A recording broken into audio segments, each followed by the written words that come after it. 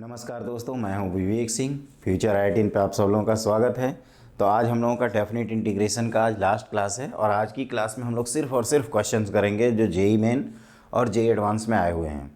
तो बच्चों, आगे बढ़ने से पहले आपसे रिक्वेस्ट है कि आपने हमारे चैनल को सब्सक्राइब नहीं किया है तो प्लीज़ उसको सब्सक्राइब करें, ज़्यादा से ज़्यादा बच्चों से शेयर करें और प्रमोट करें, सपोर्ट करें। और बच्चों, एक चीज़ और हम बता दें कि जेई मेन की आप टेंशन मत लीजिए। आप बस इतना टेंशन लीजिए कि जो भी आप पढ़ रहे हैं उसको प्रॉपरली पढ़ते जाइए और 100% तैयारी करते जाइए। That is the very very important thing, है ना। हमारे ऐसे बहुत सारे स्टूडेंट हैं जिन्होंने पूरे सिलेबस के चक्कर में नहीं पढ़ा, लेकिन कुछ ही पार्ट किया। कुछ ही पार्ट का मतलब कि कम से कम 50 से 60% भी सिलेबस तैयार करके अगर अच्छे से जाओगे तो जैसे उसी का बात करें, जैसे पिछले स्टूडेंट का हम कभी स्टोरी शेयर करेंगे तो वो आजकल एनआईटी इलाहाबाद में इलेक्ट्रिकल लेकर पढ़ रहा है ना। तो वो पूरे सिलेबस के चक्कर में नहीं पढ़ा और एकदम महा एवरेज स्टूडेंट था, एवरेज नहीं महा एवरेज। तो आप लोग क्या होता है कि पूरा सिलेबस कहते हैं ना कि इसको भी पकड़ लें, उसको भी पकड़ लें, उसको भी पकड़ लें, नेट सेल में क्या होगा कि कुछ नहीं पकड़े और जहाँ थे वहीं रह गए। तो वो काम नहीं करना है। आपसे रिक्वेस्ट है कि आप जो भी पढ़ रहे हो उसको तैयार करते चलो, रिवाइज़ करते चलो, क्योंकि एक्स्ट्रा टाइम नहीं मिलेगा। और जो नहीं पढ़ रहे हो उसको क्या टेंशन है ना। कई तो जो नहीं पढ़ रहे हैं उसी की टेंशन है, जो पढ़ रहे हैं उसको भूल जाते हैं।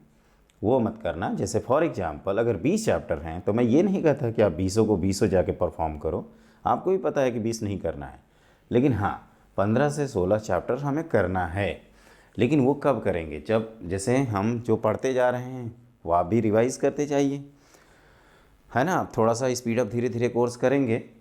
लेकिन अब आगे बढ़ने से पहले आज की नेक्स्ट क्लास में हम लोग एप्लीकेशन ऑफ डेरिवेटिव्स पढ़ेंगे, है ना। मैंने पहले अनाउंस किया क्या पढ़ेंगे, एप्लीकेशन ऑफ डेरिवेटिव्स।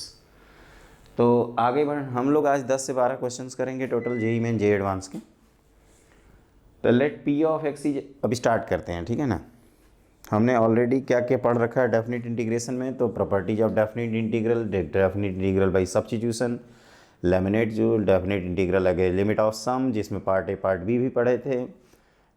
उसके बाद इनइक्वालिटीज इन डेफिनेट इंटीग्रल, है ना। और क्या एक चीज़ पढ़ रहे थे, बाई पार्ट्स में, बाई पार्ट्स को डेफिनेट इंटीग्रल में कैसे यूज़ करते हैं। तो आज हम लोग मिसलानियस टाइप के क्वेश्चंस करेंगे तो उसमें और क्लैरिटी आ जाएगी। प्रॉपर्टी में आपकी टोटल 7 प्रॉपर्टी थी। एक थी आपकी ए टू बी एफ ओ, है ना। वो सब आएगा तो रिवाइज कर लेंगे। देखो, let p of x be a function defined on R such that p dash x equal to p dash of 1 minus x for all x 0 to 1. If p of 0 equal to 1 and p of 1 equal to 41, then 0 to 1 p of x dx is equal to, मतलब हमें किसी तरीके से यहाँ P x की value चाहिए और ये एक इन्फॉर्मेशन दिया हुआ है। तो एक काम करते हैं, ये आपको p dash x equal to p dash of 1 minus x दिया है। क्लियर? अगर हम इसको इंटीग्रेट कर दें तो p dash x d x equal to integration p dash of 1 minus x d x.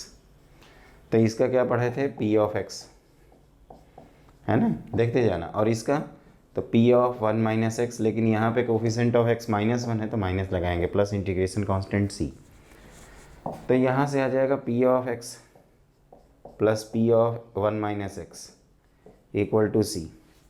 अब चूँकि हमें वैल्यू ये 0 पुट कर दिया जाए तो put x equal to 0, we get क्या मिलेगा, देखो तो p of 0 plus p of 1 equal to C. और p ऑफ 0 p ऑफ 1 की वैल्यू दी है 1 और ये 41 इक्वल टू सी। तो c की वैल्यू आपको मिल गई 42। क्लियर? अब देखते जाओ, जो इंटीग्रेशन पूछा जा रहा है आपसे 0 से 1 P of x d x, है ना। हम लोगों को पता है दोस्तों कि इसको 0 से 1/2 लिख सकते हैं, P of x plus P of 1 minus x. Property number 6 लगा रहा हूँ। ऐसा क्यों किया? क्योंकि हमें वैल्यू पता है ना। ये प्रॉपर्टी नंबर 6 और इसकी वैल्यू हमें पता है। ध्यान से देखिए, अब आप ये तो कह सकते हो ना कि यहाँ से P of x plus P of 1 minus x की वैल्यू क्या हो गई, 42। तो दिस इज 0 से 1/2, ये 42 टाइम्स डी एक्स। तो ये 42x 0 से 1/2, तो कितना आ जाएगा फाइनली 21 के इक्वल। मतलब इसमें कोई ख़ास चीज़ नहीं थी।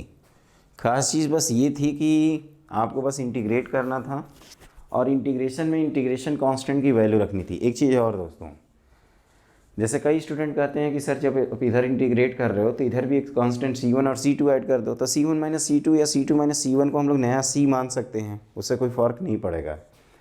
और ये याद रखिएगा कि P dash of 1 minus x का इंटीग्रेशन होगा माइनस, इसको एक बार डिफ्रेंशिएट करके भी तो चेक कर सकते हैं ना, ये चीज़ ध्यान रखिएगा। वैसे हम लोगों ने चिल्ला चिल्ला के पढ़ते थे कि चेन रूल जैसे लगाते थे डिफ्रेंशिएशन में, उसी तरह से इंटीग्रेशन में अगर x की जगह पे ax प्लस बी हो तो पूरा एक्सप्रेशन लिख के एज x की तरह और a से डिवाइड कर देते हैं। जैसे यहाँ पे कोफिशेंट x का कितना है -1, तो -1 से डिवाइड किया तो वहीं ये नेगेटिव साइन है, तो ये इसको उधर ले गए, c आया। c इज़ इंटीग्रेशन कांस्टेंट जिसकी वैल्यू हम लोग x इक्वल टू 0 पुट करते हुए निकाल लेंगे, तो वो 42 आया। और यहाँ प्रॉपर्टी नंबर 6, कई बच्चे कहते हैं कि सर यहाँ पे हम प्रॉपर्टी 4 लगाएंगे और दोनों को ऐड कर देंगे, तो वो भी बिल्कुल सही है। हमने प्रॉपर्टी 6 डायरेक्टली लगा दिया है क्योंकि ये जो पार्ट है ना, ये हम लोग को प्रैक्टिस से पता चल गया है कि प्रॉपर्टी 6 है वो डायरेक्टली दिखेगा, तो ये होता है फ़ायदा। और आंसर 21 है, मतलब आंसर IIT बॉम्बे। इस तरह से हमने ये क्वेश्चन सॉल्व कर लिया। एवरीथिंग इज़ डन, सब कुछ ओके हो गया। मान के चलें कि ये क्वेश्चन समझ में आ गया, तो ऐसे ही करेंगे, ये JEE मेन के ही क्वेश्चंस हैं। अब आप लिखिए अगला क्वेश्चन। देखो बच्चों, अगला क्वेश्चन हमने लिख रखा है बोर्ड पे, ये greatest integer, this bracket denotes greatest integer function and the value of is given by. इसमें जानते हैं इंपॉर्टेंट चीज़ ये होती है ना, ऐसे क्वेश्चंस करने का बस एक ही तरीका है कि इस ब्रैकेट को गायब करिए। ब्रैकेट मतलब ग्रेटेस्ट इंटीजर ऑफ एक्स को, और ये ध्यान रखिएगा कि ये जो वैल्यू लिखी रहती है वो डी के आगे जो वेरिएबल रहता है ना उसकी वैल्यू है, मतलब एक्स का वेरिएशन है। तो इस क्वेश्चन को स्टार्ट करने से पहले हमें पता है कि एक्स की वैल्यू कहाँ से कहाँ तक है, तो ये 0 से 3/2 लिख सकते हैं। आपको एक्स स्क्वायर का ग्रेटेस्ट इंटीजर डिसाइड करना है, तो आप क्या करेंगे, चुपचाप इसको स्क्वायर कर देंगे, तो ये 9/4 होगा। 9/4 का मतलब 2.25, तो आप ऐसे ब्रेक कर सकते हैं, ये 0 से 1 हो जाए या 1 से 2 हो जाए या 2 से क्या हो जाए 9/4 हो जाए, लेकिन आपको x की वैल्यू चाहिए। तो देखो यहीं से ये क्लिक करता है हम लोगों को कि 0 से 3/2, अब मैं लिख देता हूँ इसको, x into greatest integer of x square. ध्यान से थोड़ा समझना बच्चों, ये 1.5 है और हमें क्या करना है, इसका रूट लेंगे तो 1.5 आएगा। तो इसमें क्या करना, इसका रूट लेंगे तो 3/2 होगा ना, 3/2 मतलब 1.5। तो इसको मैं कैसे ब्रेक कर रहा हूँ, देखिए 0 से पहले 1 ब्रेक किया, फिर 1 से, तो ये x into square root of x square d x, समझना इस चीज़ को। फिर 1 से मैं √2 ब्रेक कर रहा हूँ, यहाँ से x का अगर रेंज निकालें तो 1 से √2 होगा ना, आपको x के अकॉर्डिंग ब्रेकिंग करनी है। और फिर √2 से आपको ब्रेक करना है 3/2 तक on x into greatest integer of x square d x. ये हमने बताया था कि इसको ब्रेक करते हुए करते हैं। अब इसको समझना थोड़ा सा, देखो जैसे 0 से 1 है तो एक्स स्क्वायर भी 0 से 1 होगा, और 0 से 1 का ग्रेटेस्ट इंटीजर आपको मालूम होगा 0 होता है, तो 0 से 1 x into 0 D x plus 1 से √2। 1 से √2 अगर x है तो एक्स स्क्वायर 1 से 2 जाएगा, और 1 से 2 का ग्रेटेस्ट इंटीजर 1 होता है ना, जैसे आ रहा है वैसे लिखते जाइए, √2 से 3/2। ये 2 से 3 अगर जाएगा, क्योंकि √2 से 3/2 के लिए 2 से 2 से 9/4 मतलब 2 से 2.25 जाएगा, तो उसका ग्रेटेस्ट इंटीजर 2 आ जाएगा, तो x इंटू 2 डी एक्स। अब बस इंटीग्रेट कर दिए तो गायब ही हो गया, और ये x²/2 आ गया, ये 1 से √2, और ये कितना आएगा, x² आएगा, ये √2 से 3/2, तो वैल्यू रख दो, तो ये 2 - 1 1/2, और ये 9/4 - 2, तो कितना आ गया, एक बार चेक करो, ये हो गया 1/2 plus 1/4 which is equal to 3/4। Answer number 4 आ गया। एक बार आंसर चेक कर लेते हैं, हाँ सही है। तो इस तरह से करते हैं बच्चों, मतलब ये ध्यान रखिएगा, मतलब ये सॉल्यूशन है, और ये कैसे किया गया आपको थोड़ा बहुत प्रॉब्लम हो सकती है, तो मैं एक बार एक्सप्लेन कर देता हूँ इसको। अरे कहाँ गए भाई, एक्सप्लेन कर रहा हूँ, भागना नहीं है, ध्यान से समझो। स्टेप 1 क्वेश्चन पढ़ेंगे, स्टेप 2 ग्रेटेस्ट इंटीजर के बारे में अपना पूरा बेसिक की दिमाग में भेजे में जाना चाहिए। स्टेप 3 ग्रेटेस्ट इंटीजर के बारे में ये जानते हैं कि हम लोगों को जो भी इंटरवल दिया जाता है 2 कंसेक्यूटिव इंटीजर के बीच में, जो ग्रेटेस्ट इंटीजर है वो कांस्टेंट होता है। क्या होता है, कांस्टेंट होता है। तो ये कैसे स्टार्ट करें क्वेश्चन, इसमें यही नहीं समझ में आता है। ज़्यादातर जो बच्चे हैं उनको यही नहीं समझ में आता है कि स्टार्ट कहाँ से करें यार, कुछ तो बता। तो देखो बच्चों, यहाँ से स्टार्ट करना है। ये x की लिमिट है आपको।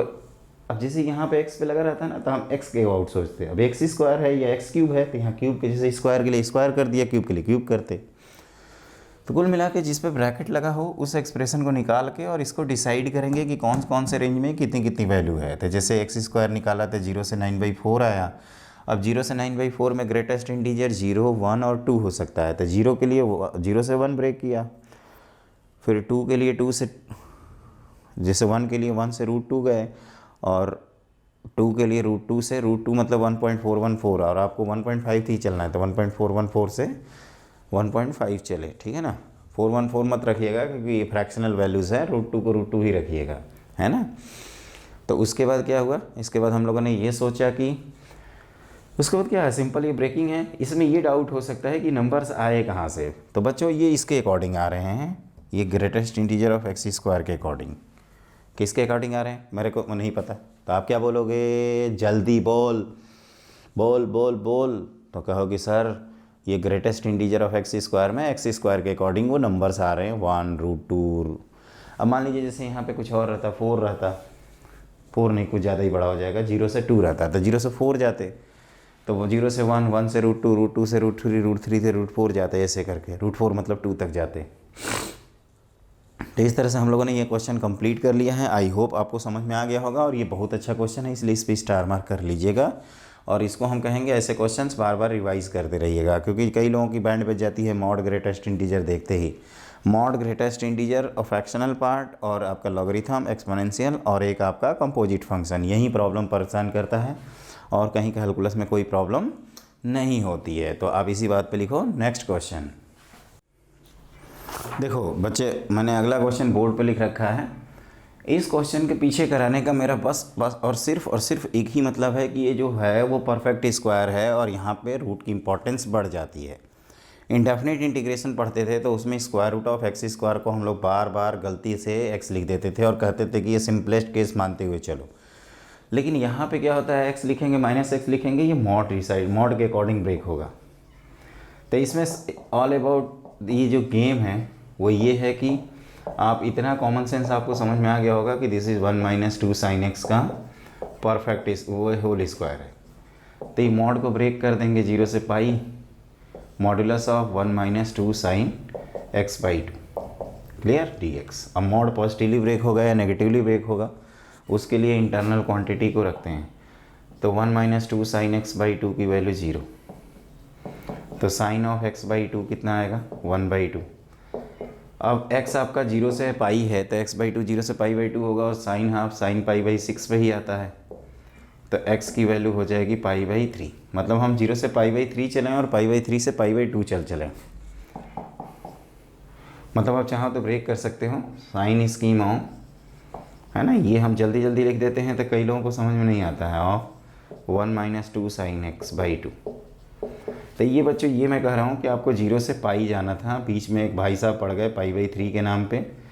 अगर हम कोई भी नंबर π/3 और 0 के बीच में रखेंगे तो ये पॉजिटिव आएगा और इधर नेगेटिव आएगा। तो आप चाहें तो ऐसे बना सकते हैं। तो 0 से π/3 चलते हैं, फिर π/3 से पाई चलते हैं। तो 0 से π/3 चलेंगे तो 1 - 2 sin x/2 का मॉडुलस, प्लस ये कौन सी प्रॉपर्टी लग रही है भाई, प्रॉपर्टी नंबर 3, 1 - 2 sin x/2 का मॉडुलस। तो यहाँ मॉड पॉजिटिवली ब्रेक होगा, 0 से π/3, 1 - 2 sin x/2 और dx। और यहाँ पे π/3 से पाई नेगेटिवली मॉड ब्रेक होगा, तो 2 sin x/2 -1 dx। अभी इंटीग्रेट कर दो तो ये x और इसका हो जाएगा 4 cos ऑफ x/2, क्योंकि इसको डिफ्रेंशिएट करोगे तो आएगा इसे 0 से π/3। और यहाँ पे -4 cos x/2 -x, ये π/3 से पाई, तो वैल्यू रखिए। तो जब π/3 रखेंगे तो π/3 रखेंगे तो ये π/3 हुआ, थोड़ा संभल के रखिएगा। और ये π/6 होगा, और 4 cos pi by 6, cos pi by 6 होता है √3/2, तो ये 2√3 होगा, माइनस जब 0 रखेंगे तो 4, और यहाँ पाई रखेंगे तो ये कितना हो जाएगा बच्चों, पाई/2 की वजह से आंसर 0, और ये माइनस पाई, माइनस जब पाई/3 रखेंगे तो ये हो जाएगा पाई/6, तो ये हो जाएगा माइनस 2√3 अगेन, और जब यहाँ पे पाई/3 रखोगे तो ये माइनस पाई/3। ये थोड़ा सा अलर्ट रहना इसको लेकर। तो ये कितना हुआ थोड़ा ध्यान दें, तो पाई/3 प्लस 2√3 -4 माइनस पाई है ना, और ये प्लस 2√3 प्लस पाई/3, तो ये पाई/3 पाई/3 2, ये 4√3 हो गया, -4 माइनस कितना लिखें, माइनस पाई/3 करते हैं, है ना, आंसर नंबर 4। लेकिन सारा ये गेम ना मॉड ब्रेकिंग का है। अब देखो हमने यहाँ टाइम वेस्ट ही किया है, सीधे सीधे ये लिखता है तो आपको समझ में नहीं आता, लेकिन मेरा लॉजिक ये है बच्चों कि ये चीज़ जो है ना, इसको आप ऐसे लिखिए, मॉड लिखिए, इसमें मॉड की इंपॉर्टेंस है। मुझे याद है 2014 का क्वेश्चन है, और मैं सेंटर पे भी गया था, है ना, यहीं पे सेंटर पड़ा था बाजू में, तो कई तो सिर पकड़ लिए थे कि यार यार मॉड भूल गए और इन्होंने जाल पहले फेंका है। अगर कोई बच्चा केवल ये लिखता है कहाँ गया, तो उसका ये आंसर पता ना कैसे करके मैच कर जाता है कोई ना कोई, है ना, कोई इसमें से आंसर से इजीली मैच कर जाता है, वो मॉड अगर भूल गया तो मॉड को भूलना नहीं है दोस्तों, मॉड को भुलाना है, मतलब मॉड को भुलाना नहीं है, मतलब आपको ध्यान रखना है, भुनाना है कहना चाहिए, मतलब उसको यूटिलाइज़ करना है। समझ में आया? तो इसमें it is all about modulus question. और इसमें ब्रेकिंग क्या है, तो इसमें हम क्या सीखते हैं, क्या हम इस क्वेश्चन को करा के आगे आने वाले फ्यूचर गेस कर सकते हैं क्या? नहीं गेस कर सकते, तो फिर कहोगे कि क्यों करा रहे हो, शौक है क्या, ये क्वेश्चन आएगा क्या? तो हाँ, इसमें लॉजिक इंपॉर्टेंट है कि square root of x square आए तो बेटा आप जल्दीबाजी में square root of x square को जल्दीबाजी में आप एक्स ना लिखें, आप क्या करें, square root of x square को मॉड्यूलस ऑफ एक्स लिखा करें हमेशा। और इंडेफिनिट में क्या होता है कि एक्स के बारे में इंफॉर्मेशन पता नहीं होती है, इस वजह से हम लोग रूट ऑफ एक्स स्क्वायर को क्या लिखते हैं, एक्स लिख देते हैं। बिल्कुल सही सोचा आपने, एक्स लिखते हैं। तो इस तरह से हमने क्वेश्चन नंबर 3 किया। अब आप लिखिए अगला क्वेश्चन। तो देखो बच्चों, अगला क्वेश्चन जो है बोर्ड पर हमने लिख रखा है, ये है 0 to x f of t dt equal to x square x to 1 t square f of t dt then f dash 1/2 is equal to. हमने आपसे एक थ्योरी समझाते समय ये बोला था। पहले तो आप देखो, हर क्वेश्चन में एक नियम है, मैं बार बार बोलता नहीं हूँ क्योंकि आप कहोगे कि एक ही चीज़ रिपीट करते रहते हैं। आप जैसे हम क्वेश्चन लिखें ना, तो आप रोक के वीडियो आप आराम से अटैम्प्ट कर लीजिए और उसके बाद सॉल्यूशन देखिए। तो मैंने आपको ये ऑलरेडी जानकारी दिया हुआ है कि जब भी इस तरह का क्वेश्चन आए तो हमारा पहला ऑब्जेक्टिव है एफ डैश निकालने के लिए एफ निकालना पड़ेगा, और एफ निकालने के लिए लेमनेट्स रूल लगाना पड़ेगा। तो क्वेश्चन तो दिया है, दोबारा नहीं लिख रहा हूँ, differentiate with respect to x, तो ये क्या हो जाएगा एफ ऑफ एक्स, और इधर 2x, ये 1 वाला differentiation 0 minus x square f of x into 1। तो यहाँ से ये एफ ऑफ एक्स की वैल्यू आ जाती है, एफ ऑफ एक्स कॉमन, और ये 1 plus x square equal to 2x। तो यहाँ से आपको एफ ऑफ एक्स की वैल्यू मिल जाएगी 2x upon 1 plus x square. लेकिन ध्यान रखना इसमें 1/2 नहीं पुट करना है, ये डेरिवेटिव निकालना है, तो इसको डिफ्रेंशिएट भी करना होगा। इतना आसानी से थोड़े जेई मेन वाले नंबर देंगे। तो ये 1 प्लस एक कोसेंट 2 लगाएंगे, 2x स्क्वायर, 2x का differentiation 2 minus 2x times 2x whole divided by 1 plus x square का होल स्क्वायर, है ना। तो ये 2 कॉमन लेंगे तो 1 माइनस एक्स स्क्वायर आएगा, whole divided by 1 plus x square का होल स्क्वायर। तो आपको एफ डैश ऑफ 1/2 चाहिए, तो आप ध्यान से देखो 2 इंटू ये 1 माइनस 1/4 विच इज़ 3/4, और ये 1 प्लस 1/4 होता है 5/4, 25/16, 16/25। आप चाहें तो 25 नीचे लिख दीजिए और 16 ऊपर लिख दीजिए। तो कैंसिल करने के बाद ये देखो, ये 4 3 12 24/25, तो ये आएगा आंसर। आप एक बार अच्छे से देख लीजिए इसमें क्या किया हमने, सिंपल लेमनेट रूल लगाया, Newton lemonade rule, LIB लिबनिट्ज NITZ, rule या फॉर्मूला कह सकते हो, वही चीज़ हमने यहाँ पे लगाया है। और this is very very important. कई कहते हैं ना कि जेई मेन में नहीं है। अब जेई मेन में नहीं है तो ये क्वेश्चन कहाँ को पूछा बे, बड़ है ना, क्वेश्चन आया है इसका मतलब क्या है, जेई मेन में है। कई तो सर उसमें लिखा नहीं था ना इसलिए नहीं, अरे कुछ भी नहीं है, जितना हम अपने एक्सपीरियंस पे बोल रहे हैं वो आप करिए, है ना। ये कभी ना कभी क्वेश्चन आए हैं या इस तरह के क्वेश्चन आ सकते हैं। तो हम लोगों को ये इस क्वेश्चन से जानकारी प्राप्त हुई कि ऐसे क्वेश्चंस में हम लोग क्या करेंगे कि पहले एफ अपनी प्रायोरिटी रहेगा और उसके लिए हम डिफ्रेंशिएट कर देंगे। जब एफ मिल जाएगा तो यहाँ पे कोई भी काम आपका एफ से रिलेटेड करवाया जा सकता है। ज़रूरी नहीं है कि ये क्वेश्चन पूछे, हो सकता है कोई इंटीग्रेशन पूछ ले यहाँ पे या कुछ और भी चीज़ पूछ ले या कोई डेराइव करके पूछ लिया जाए। तो that is a very very important thing. आपको डिफ्रेंशिएट करके एफ निकालना है। उसके बाद जो कहेगा दही का भरता बनाइए, बैगन का भरता बनाइए, है ना, चटनी बनाइए, चखना बनाइए, जो मन करे खाइए, है ना। और चिल मारिए, चिल्लम नहीं चिल मारना है, ध्यान रखना है। तो कौन सा ऑप्शन हुआ फिर, आंसर नंबर 2 है कि नहीं। इस तरह से हम लोगों ने ये क्वेश्चन कंप्लीट कर लिया। अब आप लिखिए नेक्स्ट क्वेश्चन और इसको नोट कर लीजिएगा। देखो दोस्तों, मैंने अगला क्वेश्चन बोर्ड पे लिखा है। ये एक बहुत ही अच्छा क्वेश्चन है और स्टार्टिंग में स्टूडेंट को ये नहीं समझ में आता है कि कैसे करना है इसको। Let i equal to a to b x to the power 4 minus 2x square dx if i is minimum then ordered pair of a comma b is equal to. इसमें ऐसे सोचिए कि जो डेफिनेट इंटीग्रल है उसका geometrical meaning हमने signed area बताया है, मतलब algebraic area. Point to be noted. क्या बोला मैंने कि साइंड एरिया, मतलब मिनिमम के लिए हम चाहेंगे कि एरिया जितना नीचे हो वो अच्छा है और मैक्सिमम के लिए एक्स एक्सिस के ऊपर जितना एरिया ऊपर हो वो अच्छा है।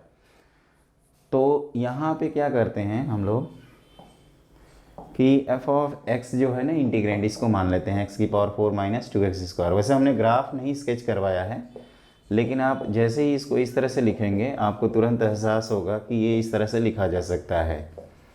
और इसका टेंटेटिव ग्राफ अगर आप बनाने की कोशिश करेंगे जैसे कि हम लोग बनाते हैं, तो ये 3 क्रिटिकल पॉइंट, मतलब 3 पॉइंट्स आ रहे हैं, -√2 और √2 ऑप्शन से भी क्लियर हो रहा है, और √2।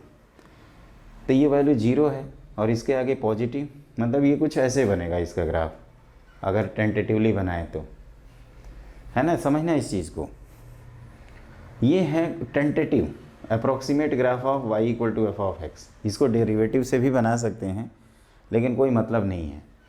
अब देखिए क्या है कि अगर हम मान लीजिए एक बात कहते हैं कि हमें ये ग्राफ दिया है और ये है अपनी एक्स एक्सिस। समझना इस चीज़ को बच्चों, बार बार मैं बोल रहा हूँ। और हम चाहते हैं कि आई मिनिमम हो, तो हम चाहेंगे कि नीचे से नीचे रहे।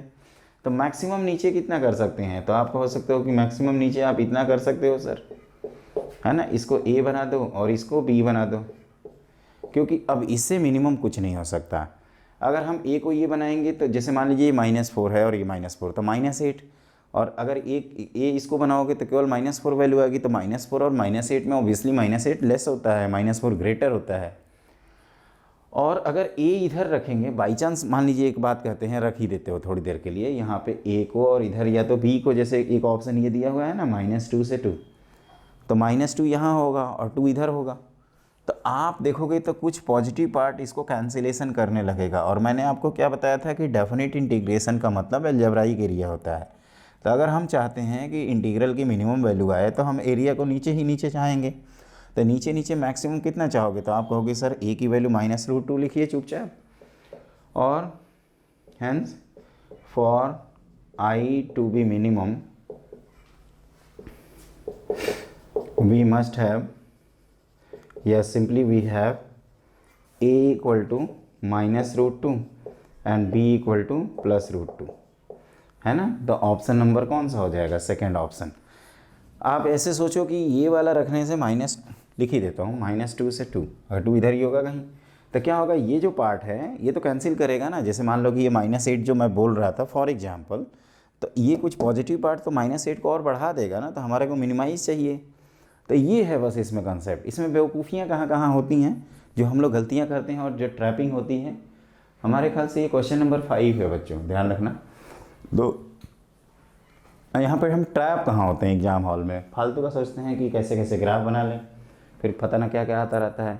जबकि ये -√2 और √2 से भी रिलेट करना चाहिए कि आएगा कैसे। तो -√2 पे यार वैल्यू 0 हो रही है, जीरो पे वैल्यू जीरो हो रही है, √2 पे वैल्यू जीरो हो रही है। जैसे आप ये कॉमन लेते हो ना, आपकी पूरे क्वेश्चन की पोल खुल जाती है। तो होता है मैथ में, हमें ज़्यादातर लर्न करना है क्वेश्चन के थ्रू बच्चों, तो इसमें परेशान होने की कोई बात नहीं है। आप आराम से पहले इसको नोट कर लीजिए। और मैंने ये जो बताया ना कि -2 और 2 क्यों नहीं हो सकता, क्योंकि ये जो पॉजिटिव पार्ट है इसको कुछ कैंसिल करने लगेगा, तो हम मिनिमम नहीं हो पाएंगे। अगर हमें मिनिमम होना है तो a की वैल्यू -√2 और b की वैल्यू +√2 ही रखना पड़ेगा, और हमारे पास कोई विकल्प नहीं है। तो इसी बात पे लिखिए अगला क्वेश्चन। देखो बच्चों, मैंने अगला क्वेश्चन बोर्ड पे लिख रखा है। Limit n tending to infinity n/n² + 1² n/n² + 2² n/n² + 3² से लेकर 1/5n तक। तो इसको भी n/5n² तो लिख ही सकते हैं, और n²/5n² को n² + 4n², मतलब हम चाहें तो ये जो लिमिट निकालना है इसको L मान लें, तो ये कुछ ऐसे हो सकता है। ध्यान से देखिएगा। और हमने आपको बताया भी था ये कौन से टॉपिक का क्वेश्चन है, definite integration as a limit of sum part B. तो ये क्योंकि पार्ट ए तो बोर्ड वाला था, आप वैसे ही बोल सकते हो सर उसका नाम क्यों लेते हो बार बार, जब वो बोर्ड में ही आएगा। तो हमारे बोर्ड वाले भी तो बच्चे हैं, वो कहाँ जाएंगे, उनके लिए अलग से थोड़े कोई एक्स्ट्रा प्रिपरेशन करवाऊँगा और रिवीजन करवा सकता हूँ। तो ये देखो, तो ये 5n² होगा, n कैंसिल होकर 1/5n है ना। तो इसको क्या लिखा था हमने, सिग्मा में लगाओ। तो limit n tending to infinity, sigma दौड़ाया n/n² + r² से, r very from 1 to 2n, यहाँ तक पहुँच गए। फिर 1/n टपकाते थे, मतलब लाते थे। तो limit n tending to infinity, sigma r पे लगा है तो 1/n बाहर कर सकते हो। तो r very from 1 to n, ये n² हो जाएगा n² + r²। फिर क्या हमने बोला कि r/n का एक्सप्रेशन बनाते हैं, तो आप कह सकते हो कि सर ये हो गया r very from 1 to 2n, यहाँ 2n लिख देना दोस्तों। और ये 1/1 + r/n का होल स्क्वायर। अब हम लोग इंटीग्रेशन में जा सकते हैं, शिफ्ट हो सकते हैं। और हमने आपको बताया है कि इसको n से डिवाइड करेंगे और n इन्फिनिटी रखेंगे तो 0, और इसको n से डिवाइड करेंगे n इन्फिनिटी रखेंगे तो 2। तो ये 0 से 2 हो जाएगा 1/1 + x² dx which is tan inverse x, और 0 से 2 तो tan इनवर्स 2 - tan इनवर्स 0। तो ये हो जाएगा finally tan inverse 2 which is answer number 2 हो गया, है कि नहीं। क्वेश्चन नंबर 6 क्लियर, सही है इतना। एक बार अच्छे से देख लो, 100% सही हो गया ना सही। अब आप लिखो, क्वेश्चन नंबर 6 हो गया। अब हम लोग देखो, ये जेई मेन के कुछ क्वेश्चन कर लिए, कुछ जेई एडवांस के क्वेश्चन जो हमारे कंसेप्ट बिल्डिंग के लिए इंपॉर्टेंट हैं, उनको अब हम लोग करेंगे। और ये सिंपल सा एक कह सकते हो केक वॉक टाइप का क्वेश्चन है, और आराम से हम लोगों ने सॉल्व कर लिया है। अब आप लिखिए नेक्स्ट क्वेश्चन। देखिए ध्यान से, the value of limit x tending to 0 1/x³ 0 to x t ln of 1 + t/t⁴ + 4 dt is equal to, इसकी वैल्यू बतानी है। ऐसा क्वेश्चन एक हम लोगों ने किया था। और बच्चों जो आश्चर्य कर रहे हैं हमारे स्टूडेंट, माय डियर स्टूडेंट, आप लोगों से रिक्वेस्ट है कि इसके पहले कई सारी क्लासेज हुई हैं डेफिनेट इंटीग्रल की, तो उसको ज़रूर देखें। तो देखिए इसमें क्या करेंगे हम लोग कि पहले ये जो भी लिमिट दिया है इसको हम थोड़ा सा ढंग से लिखते हैं, क्योंकि अभी थोड़ा बहुत कन्फ्यूजन क्रिएट कर सकता है। ये t ln of 1 + t whole divided by t⁴ + 4 dt whole divided by x³ है ना, ये ऐसे है, इस तरह से लिख दिया जाए। और आप ध्यान से देखो तो डिनोमिनेटर 0, नोमरेटर 0 से 0 होगा, तो ये 0/0 फॉर्म है। 0/0 फॉर्म का मतलब इनडिटर्मिनेट फॉर्म है, तो हम लोग एल हॉस्पिटल रूल लगा सकते हैं। और एल हॉस्पिटल जैसे ही रूल लगाएंगे तो limit x tending to 0, denominator का डिफ्रेंसिएशन हो जाएगा 3x² और नोमरेटर का x ln of 1 + x/x⁴ + 4। अब इसी को एडजस्ट करना है बच्चों, तो ध्यान से देखना, थोड़ा सा अलर्टनेस की ज़रूरत है। अगर आप थोड़ा बहुत भी इधर उधर करेंगे तो गड़बड़ हो सकता है। तो एक x को कैंसिल कर दीजिए, एक ln x को x के साथ चिपका देते हैं, इस 3 को बचा के रखते हैं, और एक है 1/x⁴ + 4। वैसे इन्होंने एक जाल फेंका रहता कि ये 4 को गायब करके लिख देता। 1/3 का जाल एक फेंकना चाहिए था, तो ये तो 1 होता है, ये 1/3 और ये 1/4, तो this is 1 multiplied by 1/3 multiplied by 1/4, और ये सब हम लोगों को स्टैंडर्ड लिमिट पता है। अब ये मत कहना कि ln ऑफ, अबे बुड़बक, ये मत कहना कि ln of 1 + x upon x कहाँ से आया। ये तो नहीं बोलोगे ना कि सर ये कहाँ से आसमान से टपक गया, पैरासूट लैंडिंग नहीं है, रॉकेट साइंस नहीं है ये क्या है, सिस्टमेटिक वे है, ये हम ऑलरेडी एक्सप्लेन किए हुए हैं। और यहाँ पे 0 रखेंगे तो 0 + 4 4 होगा, तो ये कितना हो जाएगा 1/12, विच is answer number IIT Bombay. Clear. इस तरह से हम लोगों ने क्वेश्चन नंबर 7 कर लिया। अच्छे से देख लीजिए, this is question based on again LH rule and Leibniz rule. आप कह सकते हो कि बच्चों ये दोनों, ये डिफरेंशियल कैलकुलस का मेन रूल है और ये इंटीग्रल कैलकुलस का। डिफरेंशियल कैलकुलस में हम लोगों ने 3 मेनली थ्योरम पढ़े हैं, इनफैक्ट 4 पढ़े हैं, एक सैंडविच थ्योरम, एक एल हॉस्पिटल रूल, फिर एक आपका रोल्स थ्योरम और एक intermediate value theorem. Intermediate value theorem कोई साइंटिस्ट का नाम नहीं है, ये ध्यान रखिएगा, ठीक है। तो ये क्वेश्चन नंबर 7 हो गया। अब आप लिखिए नेक्स्ट क्वेश्चन। देखो बच्चों, ये अगला क्वेश्चन हमने बोर्ड पे लिख रखा है, let f be a real valued function define on interval -1 से 1 such that e⁻x f of x equal to 2 + 0 to x square root of t⁴ + 1 dt for all x belongs to -1 से 1 and let f inverse be the inverse of f, then f inverse f dash 2 is equal to। एक चीज़ ध्यान रखिएगा कि ये जो question है ये basically derivative of inverse function जो हम लोगों ने पढ़ा है ना, ये उसी पे बेस्ड है। क्लियर। और थोड़ा बहुत लेबनिट्ज रूल का एप्लीकेशन है। तो देखो ध्यान से, ये हमारे पास एक रिलेशन है, तो एक काम करते हैं, f(x) की वैल्यू लिख लेते हैं यहाँ से, तो ये 2e⁻x हो जाएगा, फिर e⁻x times 0 to x square root of t⁴ + 1 dt, और g को हम लोग मान लेते हैं f इनवर्स x, ताकि इस तरह से उल्टा सीधा ना लिखना पड़े। तो हम लोगों से क्या पूछा जा रहा है, g'2 ही तो पूछा जा रहा है ना। अब देखो g of f of x की वैल्यू हम लोगों को पता है x है, तो ये हम ऑलरेडी बता चुके हैं बच्चों कि g' f of x into f'(x) differentiate कर दोगे तो ये 1 आ जाएगा। ये ऑलरेडी हम लोगों ने किया हुआ है और सब कुछ कनेक्टेड है, ऐसा नहीं कि ये हवाई फायर कर रहा हूँ मैं। तो ये हम अगर g'2 निकालना चाहते हैं तो ये हमें देखना होगा कि 1/f' यहाँ पे क्या लिखें, ये हमारे लिए अभी क्वेश्चन मार्क है ना। तो फॉर g'2 आप क्या चाहोगे कि f ऑफ x की वैल्यू 2 रख दो, और f ऑफ x क्या है, 2e⁻x plus e⁻x times 0 to x root of t⁴ + 1 dt। तो यहाँ से तुरंत आपको क्लिक कर जाएगा कि x की वैल्यू अब क्या रख सकते हैं, 0। तो यहाँ पे हमने 0 पता किया।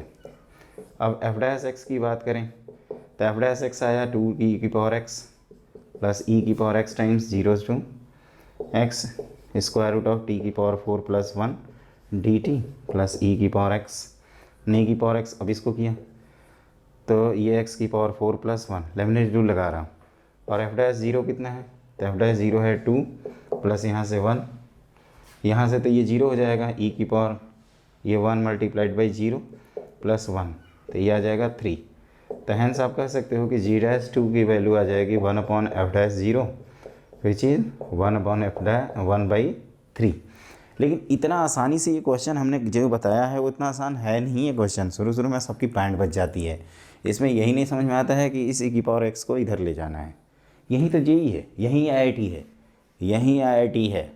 जो आप नहीं सोचते हैं वो IIT आपको सोच के दिखाती है और आप अगले साल के लिए प्रिपेयर होते हैं। यही नहीं करना हमें, IIT से जो सोचेगी ना वो हमें पहले ही सोच लेना है। फिर देखो जो इस साल पेपर आने वाला है वो पहले से ही मैं करा के रखूँगा, तो आप कहोगे कि यार पेपर तो सर ने सेट किया हुआ है। लेकिन ये सब करने से पहले एक बार हम रिकॉल करा दें किया क्या हमने। पहले तो क्वेश्चन आप ढंग से पढ़ लीजिए, और मैं सजेस्ट करूँगा कि आप अपनी तरफ से अटैम्प्ट भी कर लीजिए। पहले तो ये जो नोटेशन है ना, इसको जी लिख दो, नहीं तो ऐसे लग रहा है क्या लिख दिया इन्होंने। तो जी को हमने ये मान लिया, फिर g'2 पूछा जा रहा था तो हमने किसी तरीके से f'(x), क्योंकि हमें ये रटा एक फार्मूला रिजल्ट पता है 2016, 2011, 2012, हमारे ख्याल से कई बार आ चुका है यार, लिमिट नहीं है इसकी, पता नहीं कितनी बार पूछा होगा। तो ये तो रट ही गया है एक प्रकार से, है ना। ये 0 से x है, ये ध्यान रखिएगा। तो हमने क्या किया, पहले एफ ऑफ एक्स की वैल्यू निकाला और g'2 के लिए पता चला x की वैल्यू 0 निकली, और हमें ध्यान रखिएगा -1 से 1 ही ढूंढना है। फिर f' निकाला। तो लेमिनेट रूल में एक चीज़ ध्यान रखेंगे कि यहाँ प्रोडक्ट रूल लगाएंगे। जब इसको डिफ्रेंशिएट कर रहे हैं तो एज सच जब ये लिखे तो इसको डिफ्रेंशिएशन में स्क्वायर रूट ऑफ x⁴ + 1, तो वही हमने लिखा है। तो जब 0 पुट किया है यहाँ पे तो ये 2, ये 0 हो जाएगा इसकी वजह से, 0 से 0 के, और ये 1, तो 2 + 1 आ गया 3। तो हम लोगों ने g'2 की वैल्यू 1/f'0 लिखी रखा है, तो 1/3 is the complete answer which is question number 8। और ये आपका जेई तो आपका है भैया 2010 का ही है ना। गई रहे थे 2011 में भी ऐसे क्वेश्चन आया है, 9 में आया है, 10 में आया है, 11 में शायद नहीं आया है ना। लेकिन उसके बाद 2016 में तो एक मोर देन का बहुत अच्छा सा क्वेश्चन है, हमने डिफ्रेंशिएशन पार्ट में कराया भी था। तो I think everything is done बच्चों। आपने नोट आउट कर लिया, सब अच्छे से नोट कर लिया होगा। चलिए तो अब आप लिखो अगला क्वेश्चन। देखो बच्चों, द वैल्यू ऑफ -π/2 से +π/2 x² ln of pi + x/पाई - x cos of x dx। -a से a देखते ही आपको कुछ याद आएगा, प्रॉपर्टी नंबर 5। बिल्कुल सही सोचा आपने। तो आप लगा दीजिए सीधे सीधे, इसमें क्या सोचना है। तो 0 से π/2 x² ln of f of x लिखते हैं ना, सीधे मैं लिख रहा हूँ, प्लस f ऑफ -x। तो x² पे कोई फ़र्क नहीं पड़ेगा, यहाँ पलटी मार जाएगा, माइनस का प्लस, प्लस का माइनस, और कॉस पे भी कोई फ़र्क नहीं पड़ेगा। ठीक है, तो आपको एहसास होगा कि ये वाला टर्म कैंसिल आउट हो गया, और ये 2 टाइम्स 0 से π/2 x² cos of x dx बन गया। हो गया क्वेश्चन। अब चाहें तो हम इसको इंडेफिनेटली इंटीग्रेट कर लें या डेफिनेट इंटीग्रेशन ही करें। तो देखो, ये फर्स्ट फंक्शन, ये सेकंड फंक्शन, तो ये 2x² साइन ऑफ x है ना, गलती ना हो इसलिए हम इसको 2 को ही लपेट लिए हैं, माइनस ये 4x और इसका साइन ऑफ x dx, ये 0 से π/2। 0 रखोगे तो 0, π/2 रखोगे तो ये कितना हो जाएगा, π²/4। एक बार चेक करो, सही है। और ये -4 कॉमन ले लो, या आप चाहो तो यहाँ पे भी लगा दो भाई पार्ट्स, फर्स्ट फंक्शन और ये सेकंड फंक्शन। तो क्या लिखोगे, या आप एक माइनस बाहर करके करो ना, 4 भी बाहर कर लो हम कहेंगे। तो ये first function x into minus cos x plus sine x, सीधे सीधे इंटीग्रेशन कर देते हैं 0 से π/2, है ना, ये इंडेफिनेटली इंटीग्रेट किया हमने। तो ये कितना आया आपका, i = π² माइनस, आप चाहो तो -4, और ये π/2 रखोगे तो ये 1 हो जाएगा, और 0 पे ये भाई साहब दोनों लोग गायब ही हो जाएंगे। तो दिस चीज़ π² - 4 इज़ द कंप्लीट आंसर। और ये कितना आसान क्वेश्चन है, जेई का है, लेकिन इसमें पेशेंस कहाँ स्टूडेंट खो जाते हैं, क्योंकि ये लॉग वाला कंफ्यूज करता है। अच्छा, ये इसको कैंसिल क्यों किया, सबसे बड़ा क्वेश्चन मार्क। क्योंकि कहोगे कि सर आप कॉमन लोगे तो log a + log b, log of a + log of 1/a की वैल्यू कितनी होती है, 0 होती है, क्योंकि log 1 हो जाएगा एडिशन करके, और एडिशन करके जब log 1 होगा तो log 1 की वैल्यू 0 होती है। या आप ये भी कह सकते हो कि इसको विथ नेगेटिव साइन पलट देते हैं तो ये आएगा, और ये एक दूसरे को कैंसिल कर देगा, एक दूसरे का काट देगा, है कि नहीं। तो इस तरह से हम लोगों ने क्वेश्चन नंबर 9 कंप्लीट कर लिया। आई होप यहाँ पे आपको दिक्कत नहीं हुई होगी, क्योंकि ये हम बता चुके हैं आप इंडेफिनेटली भी इंटीग्रेट कर सकते हैं, इसमें कोई दो राय नहीं है। जब आपके पास सिंपल क्वेश्चन हो तो गलत करने की बजाय इंडेफिनेटली ही इंटीग्रेट कर लेना बच्चों। अब ये नहीं कि कूद रहे हैं और बाद में कह रहे हैं गलत हो गया।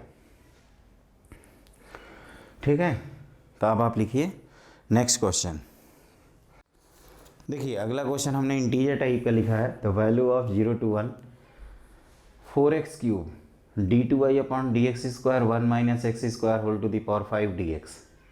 पहली बार हमें ये ख्याल आता है कि इसको 2 बार डिफ्रेंशिएट करके लिखें, लेकिन उसकी भी कोई करने की ज़रूरत नहीं है। इस क्वेश्चन में आप वो चीज़ रियलाइज़ कर सकते हैं, ऐसा क्यों।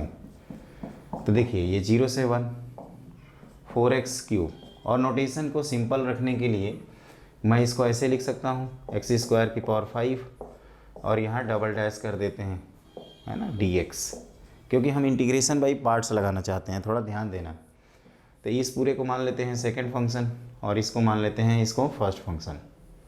अच्छे से देखना, तो first function into integration of second function, तो ये 4x³ हुआ है और इसके इंटीग्रेशन में एक सिंगल डैश आएगा, तो 1 माइनस एक्स स्क्वायर की पावर 5 होल की पावर डैश, ये 0 से 1 हो गया, माइनस 0 से 1, ये कितना हो जाएगा, दोनों का डिफ्रेंशिएशन 12x², और ये 1 माइनस एक्स स्क्वायर की पावर 5 है ना, आप कह सकते हो ये सिंगल डैश dx। ये डैश को लेकर थोड़ा अलर्ट रहना बच्चों। अच्छा, ये 0 से ये एक ही तरह के लग रहे हैं, तो इसको 1 कर देता हूँ। अब देखो, इसको अगर हम लोग डिफ्रेंशिएट भी कर दें, जैसे मान लीजिए कोई स्टूडेंट डिफ्रेंशिएट करता है, तो एक बार मैं उसको कंफर्म करने के लिए इसको डिफ्रेंशिएट करेंगे, तो 5 1 माइनस एक्स स्क्वायर की पावर 4 और माइनस 2x, तो ये आप देख सकते हो 0 और 1 के बीच में दोनों केस में 0 ही आ जाएगा, तो इसको भूल ही जाएं।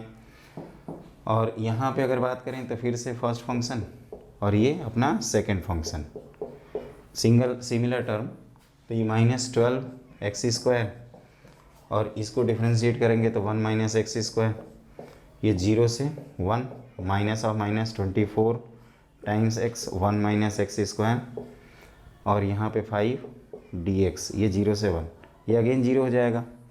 अब यहाँ पे क्या करेंगे, पुट कर देंगे सब्स्टिट्यूशन। देखिए क्या करते हैं, 1 माइनस एक्स स्क्वायर को हमने t पुट किया, तो -2x dx हो गया आपका dt, तो आपको तो x dx की ही वैल्यू चाहिए थी, और जो x = 0 पे t की वैल्यू 1 है और x = 1 पे t की वैल्यू क्या है, 0 है। तो आप कह सकते हो कि सर ये जो इंटीग्रेशन है ये 24 कॉमन लीजिए और ये 1 से 0 मारिए, x dx को -1/2 dt लिख दीजिए, लेकिन उसके पहले ये t की पावर 5 कर दीजिए, -1/2 dt। तो दोस्तों आप देखोगे तो ये हो जाएगा 12, और यहाँ 0 से 1, ये 1 है, t की पावर 5 dt, तो t की पावर 6/6 आएगा, ये 0 से 1, तो ये आंसर रखोगे तो आंसर आ जाएगा 2। लेकिन ये क्वेश्चन में क्या है ना, गोलमोल बहुत है, गोलमोल इन द सेंस कि अगर आप ध्यान नहीं देते हैं तो आप फंस सकते हैं। तो मेरा सजेशन ये है कि ये जेई का क्वेश्चन है, जेई एडवांस का, तो ये जेई मेन कभी भी रिपीट कर सकता है एनी टाइम, तो you please prepare for that. ये क्वेश्चन आ सकता है और इसे इंस्पायर्ड क्वेश्चन आ सकता है। जैसे जेई वाले ये कर सकते हैं कि यहाँ सिंगल लगा दें, या हो सकता है थोड़ा तिकड़ीबाजी करें तो 3 डेरिवेटिव, लेकिन हमारा ख्याल से मेरा फील गुड कहता है, मेरा दिल कहता है कि ये कभी भी रिपीट कर सकता है, क्योंकि आजकल इंटीजर टाइप वालों की वैल्यू हो गई है। हाँ, इसको जैसे ये 2 आया है आंसर, तो 2.5 2.1 करने के लिए वो जो 4 फैक्टर है उसकी जगह पे कोई भी नंबर लिखा जा सकता है कि स्टूडेंट को आंसर अगर याद है तो वो बकरा बन जाए और पलट जाए वहीं पे, है ना। तो वो काम हमें नहीं करना है, ये डेरिवेटिव का ध्यान रखना। मैं एक बार लेंदी मेथड बताता हूँ, एक काम करिएगा, इसको 2 बार डिफ्रेंशिएट करके, जैसे मैंने पहली बार जब किया था तो ये तो हो ही गया था हमसे, लेकिन हमने वो भी किया था तो उसमें बहुत टाइम लगा था, तो उसे भी कर सकते हैं, एक बार सोच सकते हैं, है ना। हो सकता है आप जल्दी कर लें, ऐसा भी हो सकता है, लेकिन आप अटैम्प्ट करोगे तब कर पाओगे, ऐसे हवा में नहीं कर पाओगे। तो इस तरह से हम लोग क्वेश्चन नंबर 10 डिस्कस कर लिए। आप इसको अच्छे से नोट कर लीजिएगा, और एक अच्छा क्वेश्चन है, और आप लिखिए नेक्स्ट क्वेश्चन। देखिए दोस्तों, मैंने अगला क्वेश्चन बोर्ड पे लिख रखा है, एक बहुत ही अच्छा प्यारा सा क्वेश्चन है, और शुरू में पढ़ने पे ऐसा लगता है ये होगा ही नहीं, लेकिन जैसे जैसे कह रहा है वैसे वैसे आप करते जाइए, आपका क्वेश्चन टर्न हो जाएगा। जैसे ये करने के लिए आप क्या करेंगे, इसको चुपचाप डिफ्रेंशिएट करेंगे और उससे पता चलेगा आपका क्वेश्चन बहुत आसानी से सॉल्व हो जाएगा। तो आप इसको पढ़ के अटैम्प्ट करिएगा, उसके बाद सोल्यूशन देखिएगा, और आई होप आपने अटैम्प्ट कर लिया होगा। तो देखो, इसको अगर हम लोग डिफ्रेंशिएट कर दें सीधे सीधे, तो ये 0 से 2 है, तो यहाँ x² लिखेंगे तो f(x) × 2x, और f' की वैल्यू स्मॉल f' के इक्वल है, तो ये हो जाएगा 2x × f'(x). तो ये डिफरेंशियल इक्वेशन से थोड़ा बहुत कनेक्टेड है ना, आप इतना सब जानते होंगे। तो ये 2x, इसको इंटीग्रेट कर देते हैं dx के रिस्पेक्ट में, इधर भी dx के रिस्पेक्ट में, तो इसका लॉग आता है आंसर, और इधर x² plus constant of integration.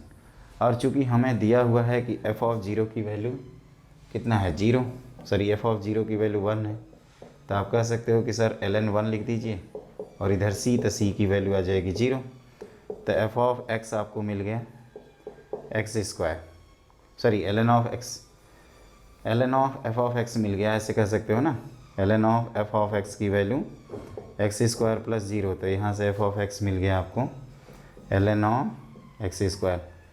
अब आप ध्यान से देखिए तो एफ ऑफ रूट एक्स चाहिए, तो hence f of root x कितना हो जाएगा, सॉरी रूट टी कहेंगे तो this is equal to e की पावर टी, है ना।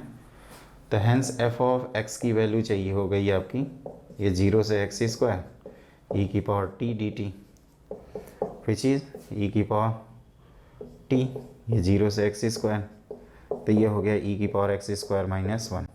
तो आपसे पूछ रहा है एफ ऑफ 2 कितना है, तो एफ ऑफ 2 हो जाएगा बच्चों ई की पावर 4 माइनस 1। बहुत सिंपल सा क्वेश्चन है, बस ये जो मैंने कहा ना कि यही स्टेप मेन था, this is the turning point of this question, T point, है ना, टी पॉइंट ध्यान रखना, टीपी,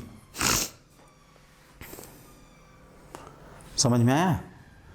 मैंने कहा ना कि ये केवल पढ़िए, पढ़ते जाइए, एक बार लगेगा कि भूल भुलैया खेल रहे हैं, फिर लिखोगे कि सर भूल भुलैया का ये जीवन जिसमें हम और तुम अनजान, है ना। ये क्वेश्चन नंबर 11 है, इसके बाद एक क्वेश्चन और करेंगे आज की क्लास में।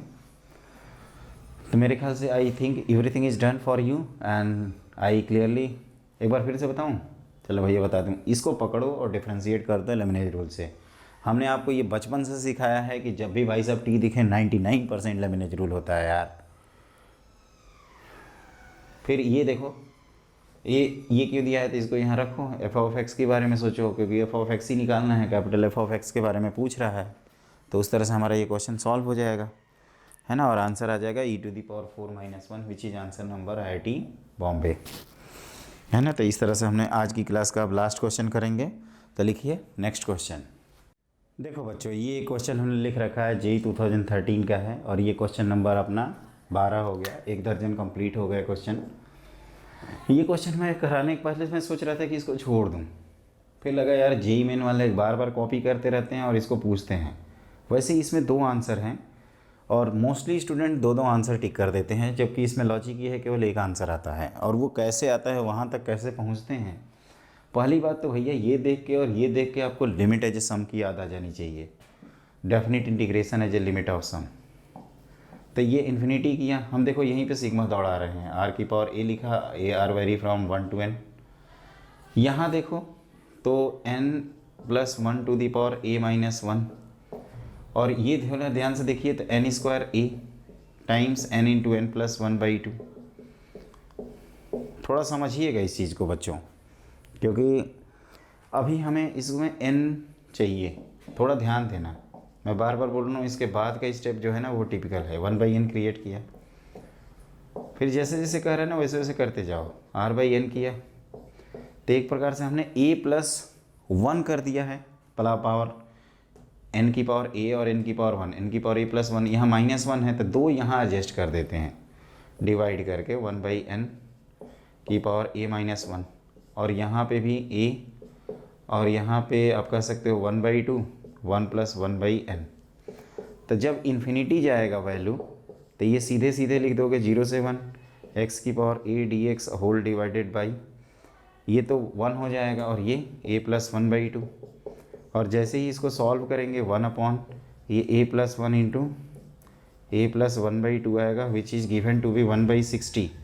तो थोड़ी मेहनत करने के बाद a की वैल्यू हमें याद है इसलिए लिख देता हूँ, ये 2 आती हैं, और इसको हम इसलिए रिजेक्ट कर देते हैं, a can not be equal to -17/2 as 0 से 1 x की power -17/2 dx a not exist कह सकते हो, इसकी फाइनाइट वैल्यू एग्जिस्ट नहीं करेगी, इस वजह से इसको हम लोग डिफाइन नहीं करते।